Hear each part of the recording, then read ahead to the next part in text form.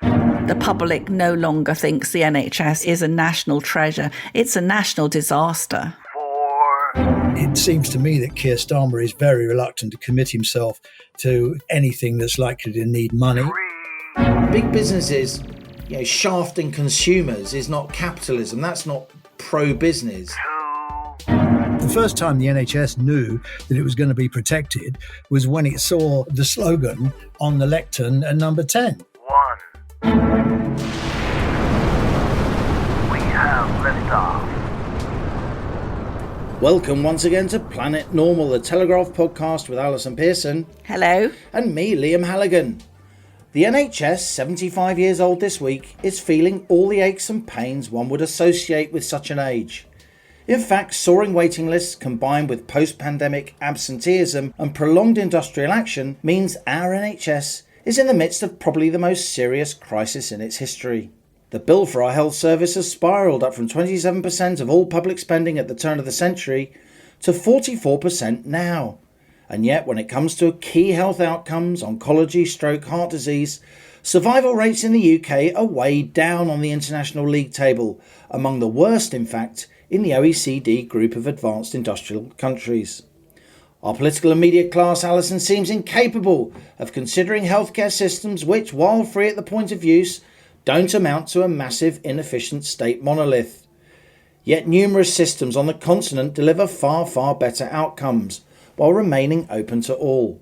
Meanwhile, Rishi Sunak's personal poll rating among Tory members and activists has gone negative for the first time. That's according to the influential Conservative Home website. And the peak of rioting has now passed.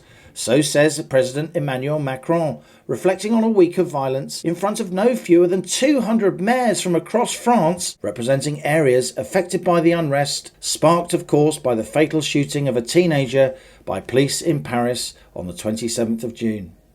But let's start with the economy, Allison, because in a stunning Planet Normal role reversal, an upending of the natural order, it's you, co-pilot Pearson, who's written a column on the Bank of England.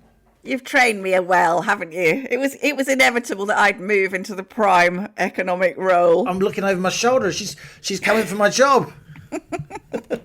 I did have to text you several times yesterday just to check a few of the details, didn't I? I wasn't going to mention it. Well, yes, it's all about crushing our heteronormativity. And even as I was writing the phrase that Stonewall wants to crush heteronormativity, I thought they better not try that on co-pilot Halligan. Crikey. He's a big bloke. It takes a lot to crush the co-pilot.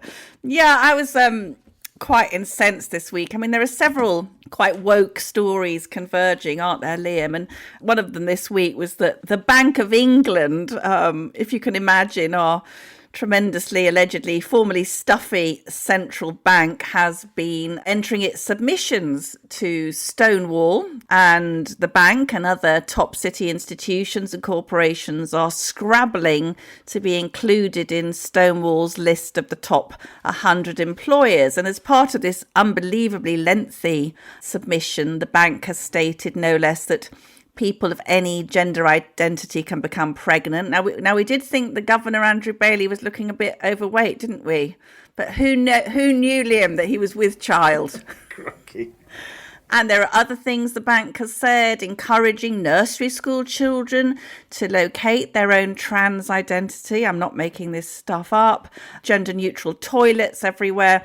And I did wonder where this left the old lady of Threadneedle Street, which is, of course, the Bank of England's nickname since a famous James Gilray cartoon of 1797. Clearly, we can't have the old dear going on being a woman anymore. So I decided that she should be the non-binary hermaphrodite of Threadneedle Street.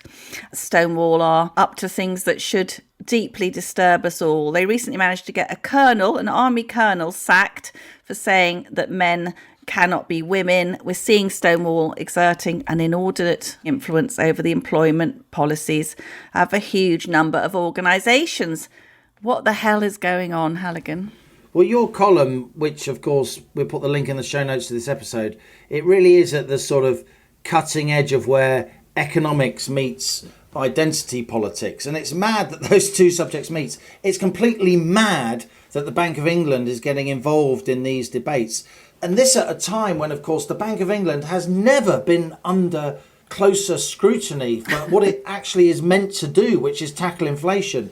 And rightly, it's under close scrutiny because for months and months and months, inflation has, of course, been 4 or even 5 times higher than the Bank of England's 2% target. And I'm afraid a lot of this ridiculousness at the Bank of England, the Bank of England becoming part of environmental policy, started under former Governor Mark Carney, who was very keen and is very keen to sort of burnish his green credentials so he can get another sort of high-powered job across international institutions. It seems you have to be, woker than woke to get these jobs these days now. And what must ordinary people in the UK think? Well, what do we think? Why is this bandwidth being used on wokery at the Bank of England at a time when the Bank of England should be extremely focused on working out how to get inflation down, on communicating to the economy, to mortgage holders, to businesses who are suffering badly because it's now having to raise interest rates too late, which means they have to go up higher and stay high for longer than would otherwise have been the case if they were using some of the brain power within the organisation back in 2020 and 2021, as some of us were, looking at financial markets, looking for the signals, showing that inflation was coming down the track. It was obvious there was going to be a big inflation to anyone with an open mind back in the spring of 2020. And that's when I started writing it, and one or two other journalists too. We were ridiculed by the Bank of England. Well, now I would say with this kind of Stonewall madness, the Bank of England is opening itself to ridicule. And that's not to say that Stonewall doesn't cover important issues. Of course it does. But it's the nature of how they campaign these days. This is not a proper debate taking the country with you. I would say Stonewall, in fact, are doing a disservice now to a lot of the rights of the people that they represent. Rights that I care deeply about too, as you know. But it's become so aggressive and so driven by cash that I think it's now counterproductive. I think it's actually really alarming, Liam. was doing some research for the piece, and you think, are these supposedly intelligent professional people so guilty about their straight white privilege that they are bowing down before this LGBT community? And by the way, let's say that we've had lots of emails from gay people and they are not at all happy to be in that bracket, now they don't want to be in the LGBTQ. They just want to be what they've always been. Gay rights in the workplace, rights for gay people have come on enormously, and that's absolutely fantastic. But this seems to be an entirely other plot now to infiltrate key institutions in society and bend them. It really is astonishing how this quite aggressive trans ideology has managed to so completely capture the metropolitan managerial class. Now, if it was just sort of idiots at the Bank of England wandering around with their rainbow lanyards, that you could say, well, OK, fair enough. But what we're seeing now, the Telegraph had a story this week, some listeners will have seen it, that so successful has Stonewall been at proselytising that the majority of high street banks are now members of diversity schemes run by this charity. And another big story of the week, co-pilot, is banks closing the accounts of people who do not hold what they consider to be correct views. Very, very alarming development indeed. It certainly is. And it's part of a sort of broader economic malaise, isn't it? You've now got even the government noticing and calling in the banks about the huge gap between mortgage rates, yes, which are now consistently above 6% for a standard variable mortgage. A lot of people coming off fixes at 1 or 2%, yeah, facing 6% plus, more in some cases, depending on their loan to value and so on. And yet savings rates are barely 2% or maybe a little bit more. And of course, the banks take ages to raise the savings rate after the Bank of England has raised interest rates, but the mortgage rates go up almost immediately. It's just another example of rip-off Britain.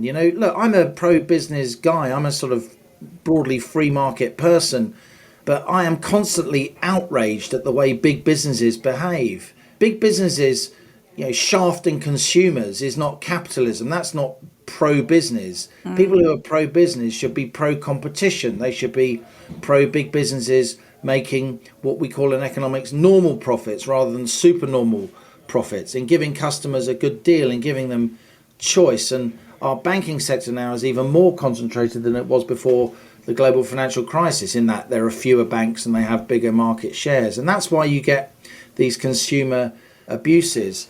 Talking of consumer abuses, Allison, some consumers of British politics now are very negative on our Prime Minister, partly because of the economics, partly because of inflation, partly because I think the Conservatives aren't tackling a lot of these culture war issues. Among Conservative activists who read the very important Conservative Home websites, Rishi Sunak is now polling negative, so those who approve of him are outweighed by those who disapprove of him, and that's for the first time since he was Prime Minister. And let's be completely clear, Conservative Home is a niche website, but among the Conservative faithful, among the kind of people who have votes in Tory leadership elections and who sit on the back benches, what it says is gospel in terms of how popular politicians aren't and are not. So I think Rishi Sunak now, as a lot of his sort of 5 targets for the end of the year, as if they're not going to be met when it comes to NHS waiting lists, when it comes to small boats, when it comes to getting the economy growing, when it comes to getting inflation down below 5%. I think on a lot of those fronts now, he has a serious problem. I think it's gallows time, really. I mean, it is absolutely terrible. And we see Nigel Farage, don't we, you know, out there front and centre talking about the fact that he has been cancelled by his bank. He is talking about this. Also, something I'm baffled by is mortgages are going up, Liam, aren't they? But what about the interest for savers? So how come banks are clawing in all this money from the higher interest rates on mortgages, but not passing it on to the person whose nest egg has remained stubbornly the same? And just to add, That's like asking bank robbers, why do they rob banks?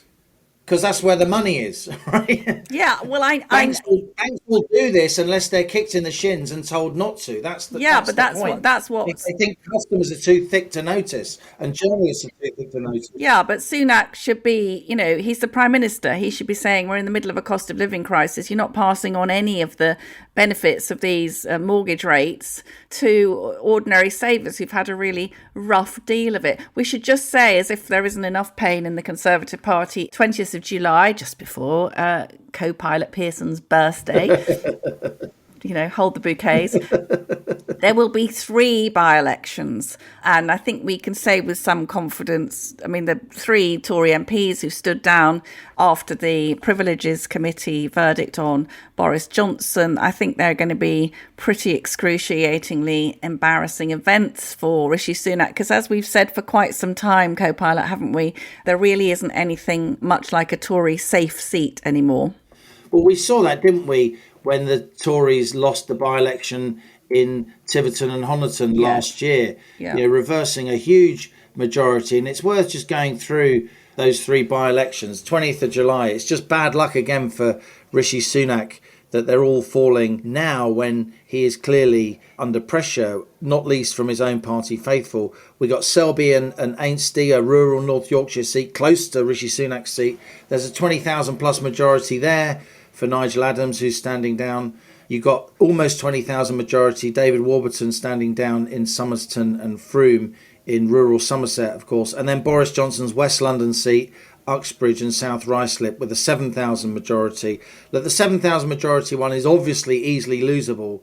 But as you say, Allison, so are the ones with majorities either side of 20,000. And what is it going to do to confidence in Rishi Sunak's leadership if the Tories lose on the same day all 3 by-elections and inflation is still high and the economy is about to go into recession? I mean, you say gallows time.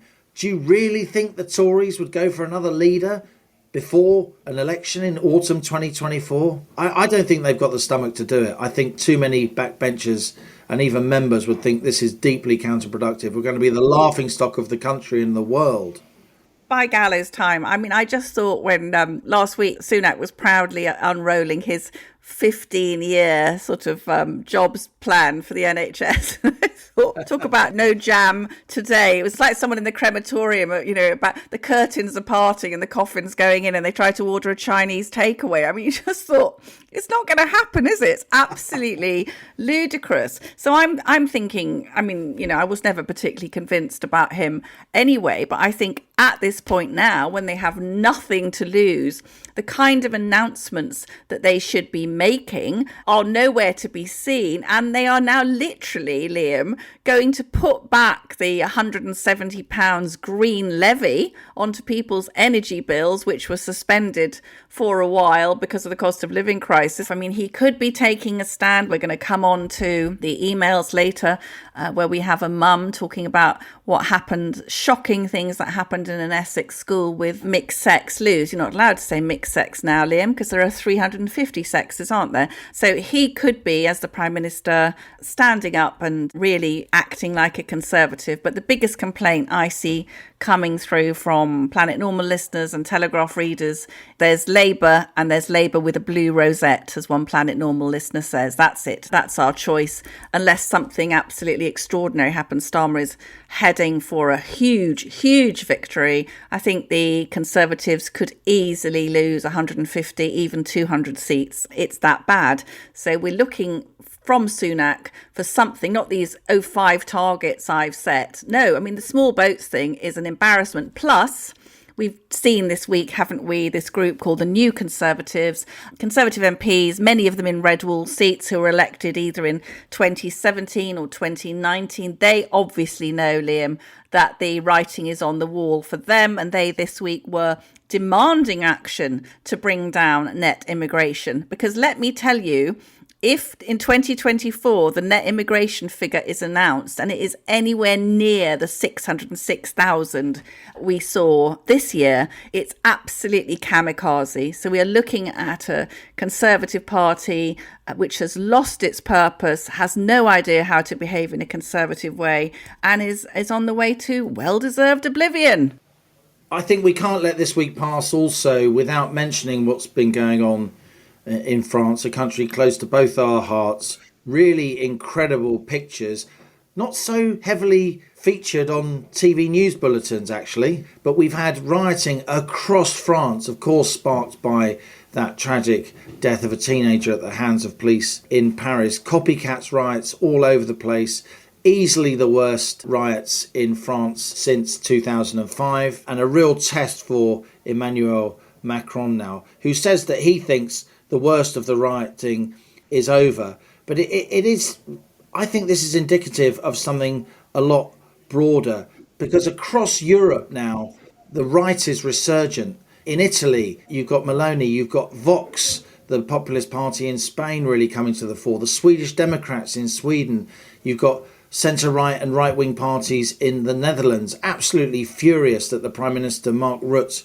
is keen on closing down lots of farms. And of course in France, this is manna from heaven for La Front National, for Marine Le Pen, who of course has been gaining the Le Pens, that political dynasty, in each of the last French presidential elections.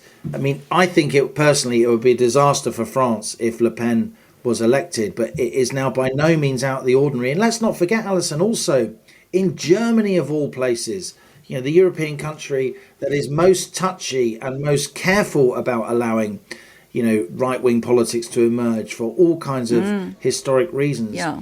AfD now, a party that's way to the right of any mainstream party in the UK. They are now winning seats. They are now taking mayoral elections in important parts, not just of East Germany, where they've always been more popular, but West Germany as well. And isn't it interesting, Allison, we could soon have a centre-left government in the UK while so much of the EU is moving quickly to the right. Are they really going to want to get closer to Europe when Europe is full of right-wingers?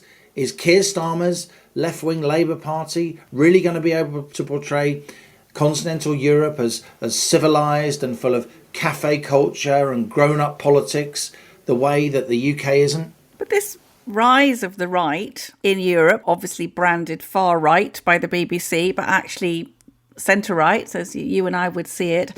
This is the European elite entirely to blame. So I think concern, which I have about immigration on the scale we've seen it, millions of people, 10 million people in the last 20 years, that's partly to do with stress on housing, on hospitals. We're going to talk about the NHS later.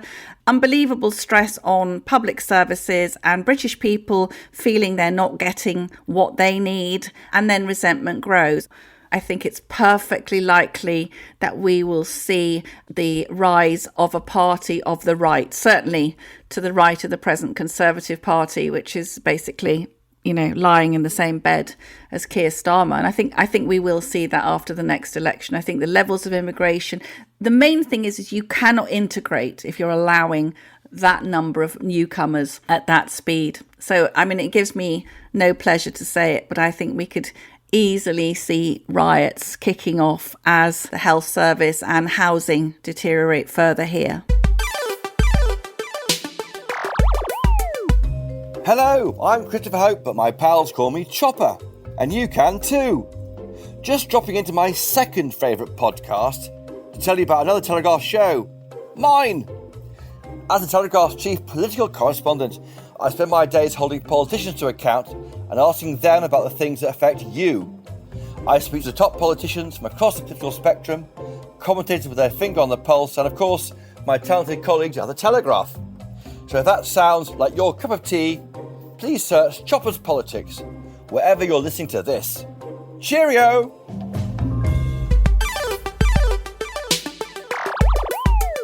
As it's the 75th birthday of the NHS, we decided that this week our guest on the rocket would be an NHS insider.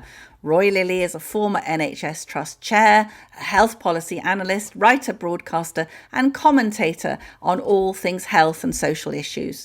Roy was the vice chairman of West Surrey and North East Hampshire Health Authority and formerly a Conservative member of Surrey Heath Borough Council, where he was mayor in 1988-89. Roy runs the NHS Managers Network, which produces an opinionated free newsletter believed to reach 300,000 NHS managers' inboxes. Roy Lilley is the author of over 20 books on health and health service management.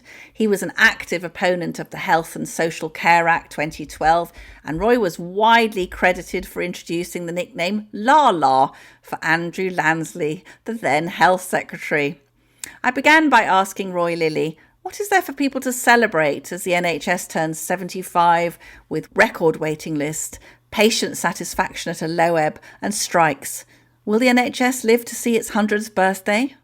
Good afternoon. I think it should be celebrating the fact that it's still there after 75 years, I suppose. The Beveridge report, I think Bevan turning it into the legislation, the 1948 NHS Act, that was a defining moment. And if we look back through the history of the NHS, it's full of defining moments, I suppose. If you think in 1957, the whooping cough immunisation programme began, and by 1970, whooping cough had pretty much gone. So there are lots of things that we can look back on. It's true to say that it's going through a hell of a bad period. It's a culmination of 10 years of flatline funding after the world banking crisis. It struggled through really unprepared for COVID, as we're finding out through the COVID inquiry. And of course, now we've got these wretched strikes, which are very debilitating, much more, I think, than the NHS is letting on. So, I think the fundamentals are there. I think the attachment to it is there. I think people can see the role it plays in today's world.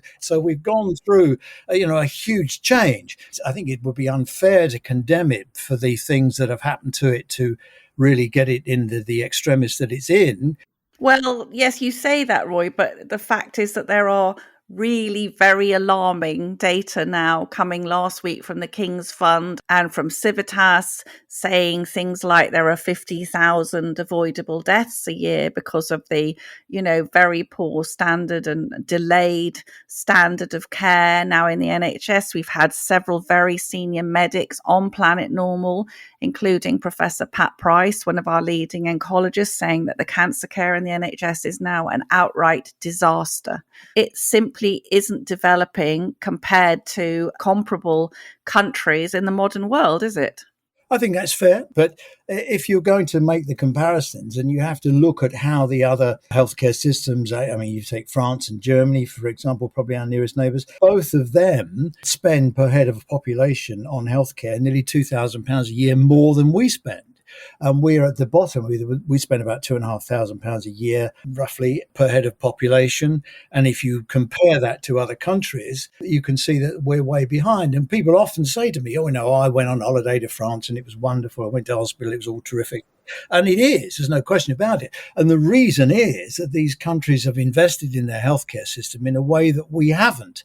We were already heading for trouble before COVID. If we think back to before COVID, we had 4.5 million people on a waiting list and 4.5 million. It's a record. What the hell's happened?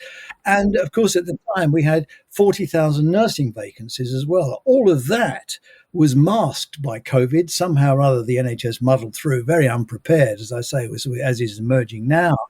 And so we came out of COVID with an exhausted workforce, no respite with any of that. There was no plan to deal with the workforce. I mean, for heaven's sake, last week we published the first workforce plan for the NHS for the first time in 20 years. I'm going to ask you about that in a minute. I just want to pick you up on some of these figures. So in the year 2021-22, total healthcare expenditure in the UK was £280.7 billion. The figures I've got are saying that's more than you've said per person, £4,188 per person. The spend amounted to 12.4% of GDP, slightly higher than in 2020. And then compared to other OECD countries, the UK is already spending above the average as a percentage of GDP. However, to take up your point, the OECD also includes countries with less comparable economies, such as Turkey. Now, compared only to Western European and G7 countries, the UK does spend slightly less than the average proportions of GDP. In general, we spend less than most of our Northern European neighbours, but more than all Southern European countries. Now, given that comparable spending, that King's Fund report last week found that our health service was the second worst out of 19 countries at that key metric called saving lives. The NHS underperformed on cancer and life expectancy, and it was the absolute worst when it came to stroke victims. This truly horrifying data tells us that the NHS is in desperate need of major reform, not just more money. And I think that's an argument that you can make. And I don't have the figures in front of me to give you an argument about the numbers. And the fact of the matter is, we haven't invested in our system over a long enough period. The performance of the NHS has slipped. And it's quite clear the outcomes that you highlight are not good. In fact, they're very poor.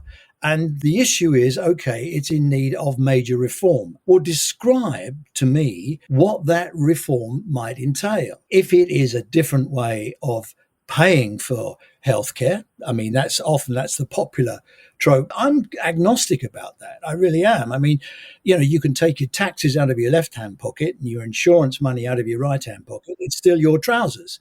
You've still got to pay. People still have to pay. I mean, I've been in and around NHS management for nearly 50 years. I've seen 12 major reformations of the health service. They've changed absolutely nothing. They've consumed an enormous amount of money. And we're still, you and I, here sitting talking about NHS performance. Coming to this 15-year workforce plan announced last week. Now, some of us would say the Conservatives should have started training a lot more doctors, nurses, midwives 13 years ago when they first got into government. It's a fine time to start saying now that we need a workforce plan. There are all these managers in the NHS, Roy. In other industries, people would be actually having to do workforce planning. They must have been onto this for a long time, and we've got these huge vacancies in things. Is this new workforce plan enough? And what should happen in the meantime before all those desperately needed staff arrive on the scene? The NHS can't have a workforce plan unless it gets buy-in from the Treasury. Now, this workforce plan that's been published is the first one for 20 years, and it's taken over 5 months to get published. The NHS has been working on a workforce plan, and I've known people that have been working on it for some time. They've not been able to publish it because it's been held up in the Treasury, because the Treasury won't underpin the cost of doing the workforce plan. It's only funded for 5 years. It's 2.4 billion, which is no small beer, but this is a long rollout. To answer your question, what difference is it going to make? Right now, I shouldn't think any. So the plan to double everything, that'll take a couple of years for the unis to get themselves sorted out. And then, of course, the trainees have got to feed through. There is a plan to try and shorten the foundation courses of medics from 5 years to 4. In the meantime, 15% of staff are now coming in from overseas. The point to make here is that there is a global shortage of healthcare people.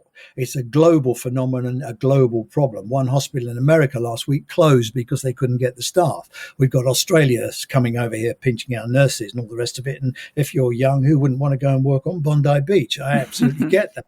So we have that problem in the short term. I mean, we've even been taking nurses from Nepal and Nigeria that are both red list countries under the World Health Organization's list. And the WHO says, please do not recruit people from these countries because they haven't got enough nurses of their own. But we're doing it. I mean, in the short term, there is one golden thing that we can do, and that is for the NHS to learn to be a much better employer, because we are losing too many exhausted, knackered people who are saying, do you know what, it's not worth a carrot, I'll go and work somewhere else. And it's happening, and we've got more people leaving. Last year, the figures were horrible, and we've got more people leaving now than we've, before retirement age, than we've ever had. So trying to get these trusts become better employers, it would be my number one priority. Do you dispute there's any problem? I mean, just to take one thing at random, the NHS spends at least 40 million a year on 800 diversity officers, while the NHS is, as we know, one of the most diverse organisations in the world. If we see nurses on inadequate pay, not enough staff, why would the NHS be paying large salaries to people who don't contribute to frontline care? Now, this NHS senior source said to me, HR departments are often working against NHS management with their various fashionable agendas and political activism. Is there any truth in that? The simple answer is that the diversity aspects of employment in the NHS, it's a matter of law. And there are things that you have to do. And in a big organisation employing 10,000, 12,000 people, you've got to have somebody doing it. Is there no truth in that at all? Are you literally saying, when we look at other health services, everybody knows you go to Germany, you go to France, you go to Switzerland, you've got a fantastically responsive health service, which isn't letting 50,000 people die avoidable deaths every year. There's no truth in any of this, that other systems, they're only better than ours because of the money, are they? That's not what I'm saying. What I'm saying is that the damage that's been done, the reason the NHS is unable to cope with present demand is primarily because of the damage that was done to the system before COVID, the impact of COVID, lockdowns, inaccessible health services. Am I saying that money is the only answer? No, I'm not. We have to get the recruitment piece sorted out. We have to get the retention piece sorted out. We have to get the strike sorted out.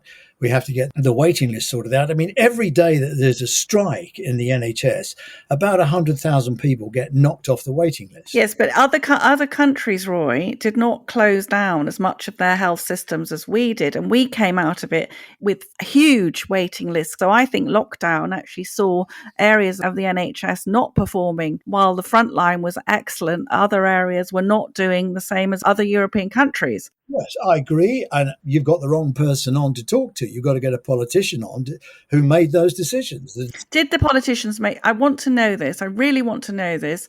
Who said it's okay to switch off radiotherapy? Who said that? Because thousands, tens of thousands of innocent people will have lost their lives because their healthcare was shut down while large parts of the NHS became a COVID-only service. Was that a politician? Was that Matt Hancock who gave that instruction? I have no idea. You'll have to ask Matt Hancock. But I can tell you this, the decisions to circle the wagons around the NHS, to so-called protect the NHS, the first time the NHS knew that it was going to be protected was when it saw the slogan, on the lectern at number 10. Nobody in the NHS said close us down. No GP said don't let people come to us. These were political decisions. These were decisions that were made, I think, probably in good faith by the epidemiologists and so on. It was a political decision because there was concern, I think, based on what had happened in Italy, where in the early stages, where the hospitals were just completely overwhelmed and they didn't have the capacity.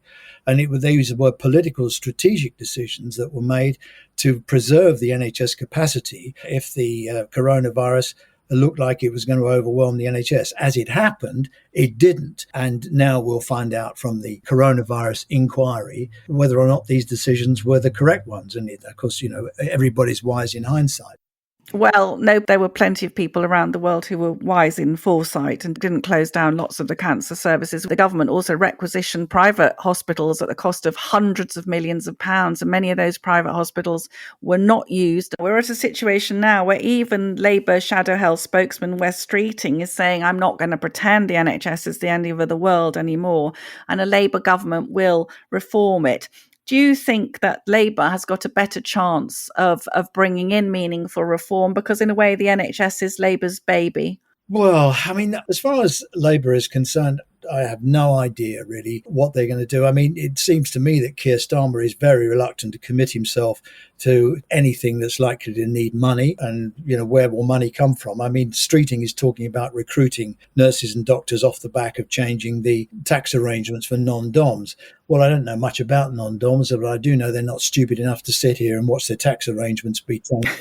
Most of them will be well gone before Streeting gets within a sniff of Downing Street. So I don't think that's going to work.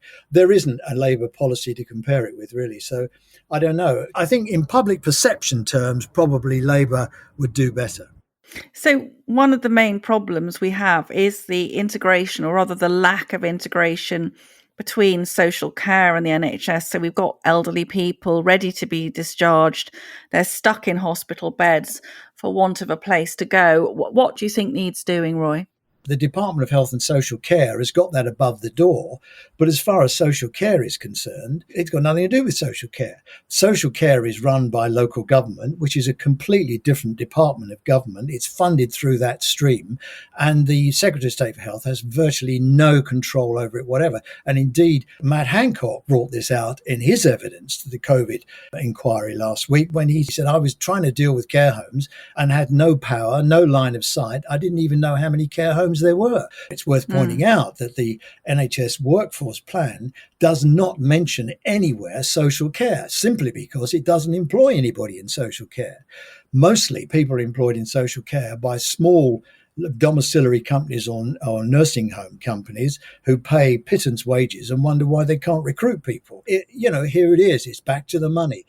Show me your policy. If you want to show me you mean it, show me your budget. You did write this very powerful and moving personal essay on 65 years of the NHS. I was very touched by that. You spoke about your own personal circumstances and that your mother had lost a baby if her firstborn had died, and she nearly bled to death before the NHS Act came along and lifted from the shoulders of working people the anxiety of sickness, injury and accident. And it was this heroic piece of politics. But I researched a piece for an NHS anniversary, and I took myself into all the things that the Beveridge Act and Bevan could never have foreseen: premature babies in vastly expensive incubators, helicopters going to motorway accidents. But it is the case, isn't it, now that we can do all these things which would have been regarded 75 years ago as basically miracles, and that it's very hard for any health system to continue to fund these extraordinary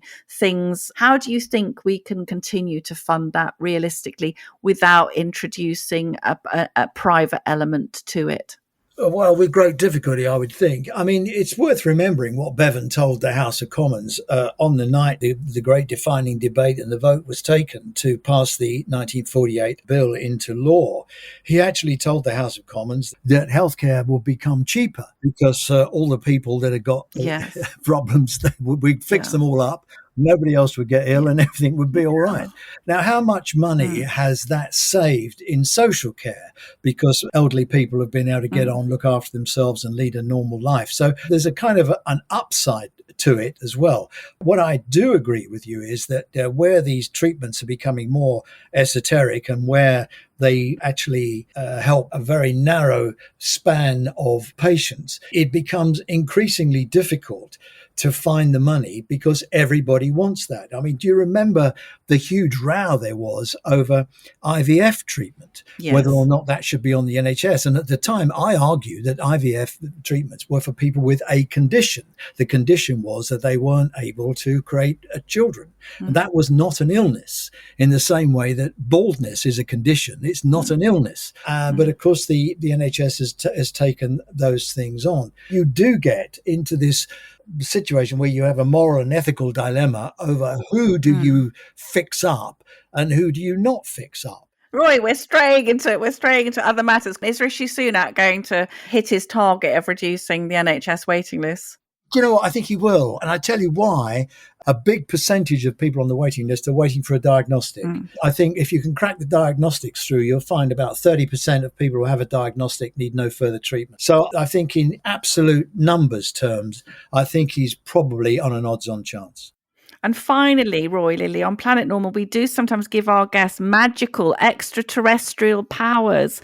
If you had unlimited powers, what is the birthday present you would give the National Health Service? I'd sort out social care. Perfect. Thank you very much, Roy Lilley, for a very interesting, provocative interview.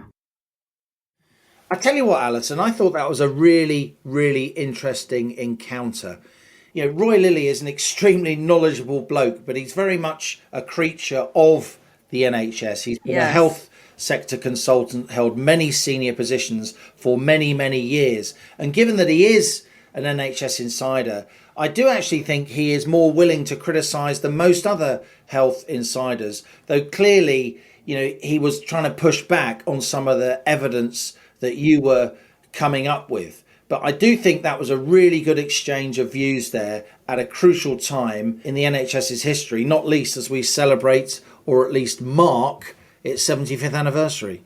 Yes, it was. I am so exercised by this 75th NHS anniversary. 75 years ago yesterday, and R.M. Bevan inaugurated the National Health Service. Everybody, irrespective of means, age, sex or occupation, shall have equal opportunity to benefit from the best and the most up-to-date medical and allied services available. And as Roy said, Bevan got most things right, but one thing that he got very, very wrong was that the NHS would cure people very quickly and demand would drop. But as we know, Liam, over the last 75 years, demand has risen inexorably. You know, I gave some examples in my column yesterday. In 1948, only babies over 28 weeks gestation were considered viable. Today, that's over 90%. I visited the Royal London Hospital looking at premature babies the size of a shoe being coaxed towards life beautifully, really, and amazing expertise of the doctors and nurses. But nevertheless, each of those incubators costing more per night than a Mayfair hotel. So this is where we are now, an extraordinary, sprawling monolith, sort of Soviet socialist type system, trying to meet all the demands on it, all the miraculous advances in medicine, everybody expecting a hip replacement. And so the miracles of 75 years ago are today regarded as perfectly standard issue. But the reason I'm exercised, Liam, and very, very upset, and perhaps was quite testy with Roy, is because yesterday we saw, big service celebrating the NHS at Westminster Abbey. What the hell are we doing? No other country in the world has a ceremony to honour its health service. They have properly funded state-private funding of health services that actually work. Health services that don't kill tens of thousands of people a year who have treatable diseases. We have a complete catastrophe in this country, in our health service. It's not just not very good, it's positively dangerous. And as Professor Pat Price, one of the country's leading oncologists, keeps telling us, Liam, cancer care alone is a disaster. So there are tens of thousands, maybe hundreds of thousands of men, women and children who should be alive today and are not because of this thing we call affectionately our NHS. I don't feel any affection for it at all. I think we are labouring under a criminal delusion in this country, and I do think people are finally starting to wake up. Most people now either have had a bad NHS experience or they know friends or family who've had a terrible NHS experience. And just to end, Liam, I was in GB News last week, and one of the young producers said that his father last week, who is an amputee, was in Medway Hospital sitting in his own faeces for 2 hours crying. That is the image we should be thinking about on the 75th birthday of the NHS. I think this kind of manic celebration stems from the fact that back on the 5th of July 1948, the NHS was the first health system of any Western society to offer free medical care for the entire population. But to say we're the best in the world is a bit like saying that we should win the World Cup every 4 years because Britain invented football. And of course, that wouldn't get us anywhere. What gets you somewhere is hard work, truth-telling, taking difficult decisions and leadership. And so much of that is absent. We have to tackle this problem from a non-ideological perspective, understanding that there are so many decent examples of healthcare across the continent. It's not just a choice between Britain and the stripped back, not free at the point of use system of America. We don't need to compare ourselves with America in this context. We need to compare ourselves with the likes of France, Germany, the Netherlands, Spain, which used mixed model private insurance systems, a combination of state and private money, but where you have competitive provision, where patients have choice. And that is how you are going to drive standards upward. And we need to examine why it was. I think it was this mania about the NHS, this kind of fetishization about the NHS. It was that, plus a combination of really militant healthcare unions, I think, in some cases, that meant that during the pandemic, the NHS, almost uniquely in the world, became a COVID-only service. You were right to question Roy on that, Allison.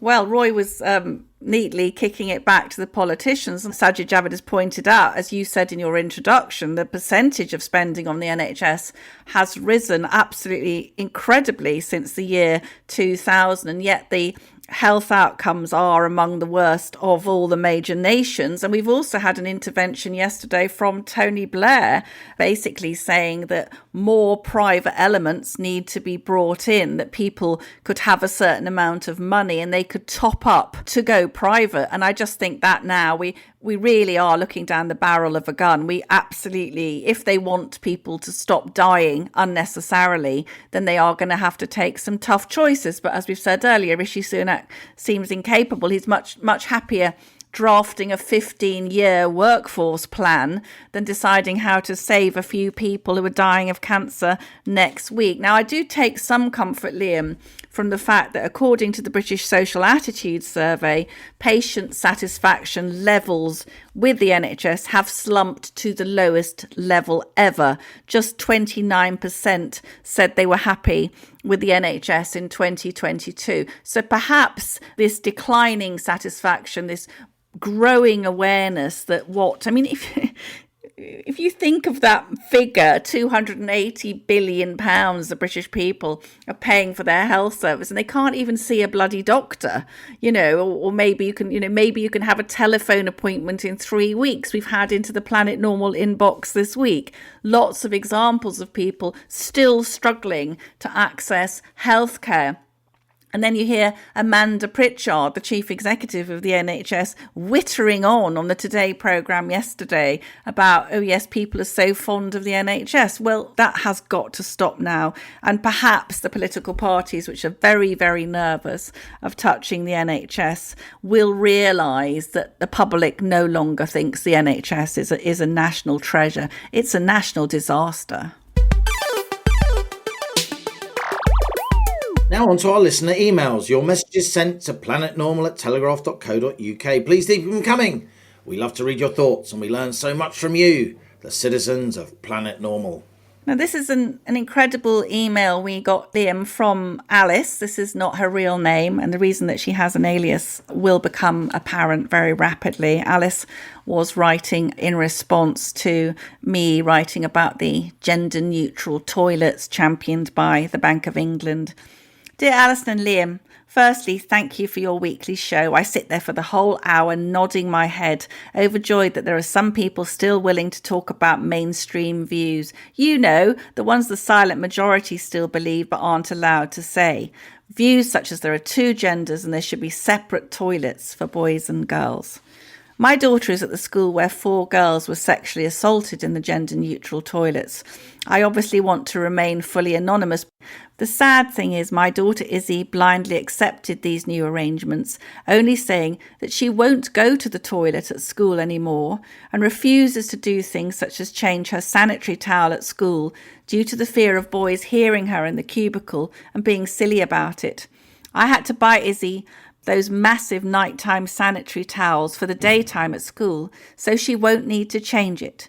Like you say, Allison, although Izzy finds all the gender stuff absolute madness, she is prepared to be appeased and prepared to not change her sanitary pad all day without complaint, just to not cause offence. I asked Izzy why she doesn't complain to staff, and she said it's because she'd be called a transphobe. It reminds me, Liam and Allison, of when we were all COVIDiots, which was at least a change from being called racist, homophobic and transphobic. My Izzy calls herself a feminist, but she's a feminist that is now too scared to stand up for her right to go to the toilet during the day. The fact is that yes, most men and boys do not mean girls and women harm, but this ridiculous arrangement allows the few who do mean harm to have easy access to vulnerable girls in their supposed safe place. All this to prevent offence for the very few children who for a few months are confused and want to be the opposite sex. Liam and Allison, what a time to be alive when reality is a thing of the past and we care only to protect hurty feelings and the truth, no matter how obvious it is actively denied. I despair and I wish we could rewind 20 years or hit the reset button for all our daughters. Stop the world. I want to get off. Alice. That is an amazing piece of writing by Alice, not her real name, about her daughter Izzy. Again, not her real name. Really, really incredible email, Alison. Liam, we should be, we're both parents. We've both got daughters. We should this is ridiculous. This liberal elite class waving through these Stonewall diktats about gender neutral lavatories. It's a game to them. It's a way of assessing brownie points to, so they can put it on all their stationery and what is the consequence out in the country, in our schools, girls being frightened to go to the toilet in the day? It's totally unacceptable. I think with that we need a bit of uplifting. So here's another Normal poem from Bob, serial mug winner, our resident Planet Normal bard. So that is an ongoing competition. So other people, please do write your poems. And this, of course, My Heart Sinks, is an apologia, if you like, to William Wordsworth, who, of course, wrote My Heart Leaps Up. My heart leaps up when I behold a rainbow in the sky, he said. And so it was when my life began. And so it is now that I'm a man. So be it when I shall grow old, or let me die. And Bob has riffed off that. My heart sinks, says Bob. My heart sinks when I see rainbows, and I can see them everywhere. It's how our institutions pretend they really care. The truth is that their bosses are scared to lose their jobs, so they parrot all this rubbish to appease a crazy mob. These people weren't elected, so why do they have power? Our leaders should be stopping them, but shamefully they cower. And so it's left to others to fight against this curse. It's dangerous and divisive, and it just keeps getting worse. If you try to push against it, you'll be treated with disdain. In fact, you could lose everything, so don't you dare complain. Brilliant. We love a bit of Bob, don't we? We do love a bit of Bob. And on the same issue, Alison, this is from Nick. Surely the simplest solution to this school's toilet issue would be for the trans girls, brackets, biological males, to use the same toilets as the female staff. Yeah, Thus good providing an idea. invaluable life skills lesson in how to manage monthly periods, the onset of menopause that these students will ultimately face in adulthood. By the way, with police involvement, that Essex school is a crime scene and as such could be named without compromising victim identity, says Nick. Only the head teacher and governing body benefit from anonymity. Best wishes to Allison and Liam from Nick. And this is from David, also uplifting. Hi, co-pilots. Last Friday evening, the Planet Normal Emergency Crisis Committee met at the Bowl of Gruel Inn to discuss the latest range of crises at Westminster.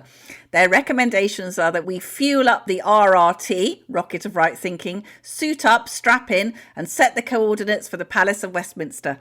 Upon landing, our Planet Normal troops will stage a non-violent coup d'etat and take full control of the House of Commons, later to be renamed the House of Common Sense. Our titled troops will head off to the House of Lords and sort them out. The heads of our new democracy will be Alison Pearson and Liam Halligan as joint CEOs. The new PNP, Planet Normal Party board, will invite members of the public such as George to advise on the NHS, Lord David Frost to sort out the Whitehall blob and stop them using Yes Minister as a training manual. Sir Richard Dearlove will advise on home and overseas security. In fact, advice will be support from all who have appeared on the podcast so far. So, Alison and Liam, it's time to begin training. A new dawn is about to shine through these very dark clouds. With very best wishes to you both and a big thank you, David. I like the Planet Normal Emergency Crisis Committee, Halligan. I don't know about the Planet Normal troops. I'm sure listeners could man up, don't you think? Crikey. This is from Johnny. Just back from daughter's graduation at Durham, where the graduands were praised for their perseverance during industrial action as they processed in their gowns for a graduation in which none of them had actually been awarded a degree. Is the education system such a commercial fraud that universities are able to take money and fob off their customers with a dressed-up pretense? I understand that some Cambridge students are not going to have any of their final year exam papers marked. I also gather that some universities are drafting in temporary markers to grade papers. Among the students yesterday may even have been one or two who had failed their degree, and one must ask how will they feel when a transcript is delivered later this year to tell them they shouldn't actually have participated in that special day.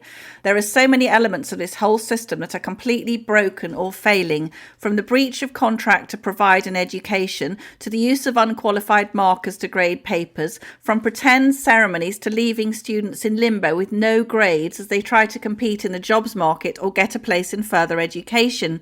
Parents who have clearly sacrificed much to get their child to this launch point of their life express dreadful disappointment on a day which should be filled with pride in both their children and the establishment from which they were graduating. While the life and death consequences of the NHS's problems are at the forefront of the news cycle, the failure to process a year's worth of graduates stores up another generation of problems for the country and devalues the worth of yet another British institution. Johnny. And that is it from Planet Normal for another week. As we leave our sanctuary of sweet reason, our flying refuge of reasoned views, email of the week. Alison, it is your turn. Well, I think it has to be Alice, not her real name, for painting such a vivid picture of her daughter and all our girls who are too frightened to use the toilet because Stonewall has decided that this is what diversity looks like. So Alice, please send us all your full details, and we're going to send Izzy, your daughter, a Planet Normal mug as well, because God help us, let's hope we live on Planet Normal one day. And if you enjoy Planet Normal, please do leave a rating and a review on Apple Podcasts or Spotify. And as we speed away from our beloved Planet Normal and the madness of planet Earth comes back into view, thanks as ever to our producers, Isabel Bouchard, Elliot Lampitt, Cass Ho, and Louisa Wells. Stay safe and in touch with us and with each other. Until next week, it's goodbye from me. And it's goodbye from him.